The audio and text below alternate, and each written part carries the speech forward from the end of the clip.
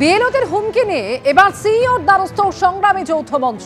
স্পর্শকাতর এলাকায় বিএলওদের নিরাপত্তার আবেদন, গোটা প্রক্রিয়ার ডিজিটাল হবে আশ্বাস সিইও দফতরের, এমনই দাবি সংগ্রামী যৌথ মঞ্চের।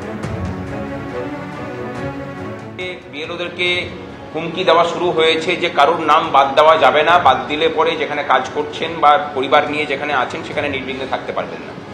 এই অভিযোগগুলোর আমরা পার্টিকুলার তুলে ধরেছি এবং আমরা বলেছি যে সব জায়গাতে হয়তো প্রয়োজন নেই, কিন্তু কিছু কিছু জায়গা, স্পর্শকাতর জায়গা এমনই হয়ে আছে যেগুলোতে বিএলওদের কাজ করা কিন্তু সত্যি করেই খুব অসুবিধাজনক। উনি বলেছেন যে না, এবারে তো নাম বাদ যাওয়া তো সমস্ত রূপেই একদম ডিজিটালাইজড হবে।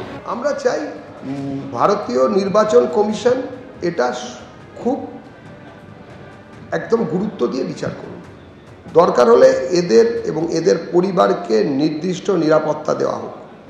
যারা হুমকি দিচ্ছে বা যাদের কাছ থেকে হুমকি আসছে, অভিযোগ যদি সত্যতায় পরিণত হয় বা প্রমাণিত হয়, তাদের বিরুদ্ধে আইনত দৃষ্টান্তমূলক সাজা দেওয়া উচিত, ব্যবস্থা নেওয়া উচিত, যাতে কিনা কোনো রাজ্যে এই ধরনের কোনো কাজ ভবিষ্যতে কোনো দলের পক্ষ থেকে, রাজনৈতিক দলের পক্ষ থেকে কেউ না করতে পারে।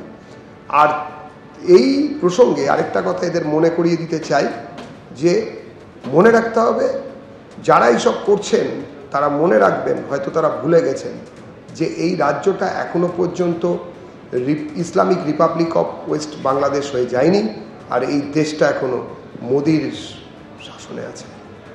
মেখলিগঞ্জের সভা থেকে হুঙ্কার দিয়েছেন তৃণমূল নেতা রাজীব বন্দ্যোপাধ্যায়। তিনি বলছেন, দেহের শেষ রক্তবিন্দু দিয়ে এসআইআর রুখবো, একজন বৈধ ভোটারের নাম বাদ গেলে আগুন জ্বলবে, বাংলা জুড়ে রক্তগঙ্গা বইবে।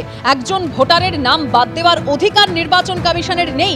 সব মানুষকে বলবো সজাগ থাকতে, যাতে কারো নাম কাটতে না পারে। শুনুন।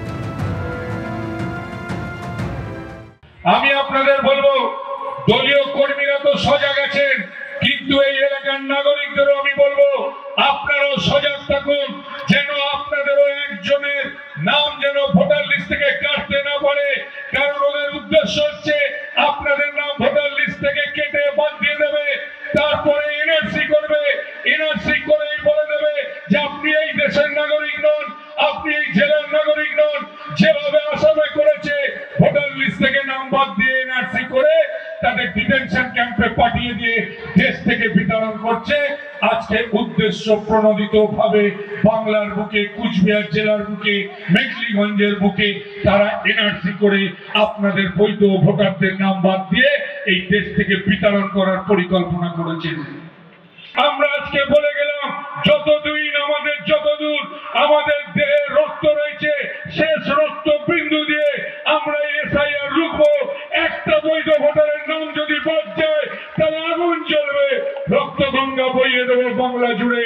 কারণ আমরা মনে করি একজনও ভোটারের নাম বাদ দেওয়ার অধিকার নির্বাচন কমিশনের নেই।